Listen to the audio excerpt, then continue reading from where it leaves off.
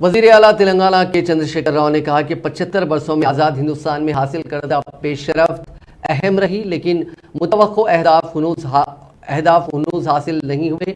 अगरचे कि मुल्क में कुदरती वसाइल और मेहनती लोग मौजूद हैं, लेकिन हुक्मरानों की नाअहली और अहद की कमी की वजह से वसाइल को मौसर तरीके से इस्तेमाल नहीं किया जा रहा है। सब कुछ होने के बावजूद आवाम को मुश्किलात का सामना है। दलितों, कबायलियों, अक़लियतों और कमज़ोर तबक़ात की ज़िंदगियों से गुर्बत अब भी ख़त्म नहीं हुई है। तरक्की के समरात तमाम तबक़ात की तरक्की के लिए यकसान तौर पर मुफीद हैं। उन्होंने यौम आज़ादी के मौके पर शहर हैदराबाद के तारीखी किले गोलकुंडा में कौमी परचम लहराया। इस मौके पर मुनक़िदा तकरीब से खिताब करते हुए उन्होंने रियासत तेलंगाना के अवाम को यौम आज़ादी की मुबारकबाद दी। उन्होंने आज़ादी के लिए जान कुर्बान करने वालों को खिराज अक़ीदत पेश किया।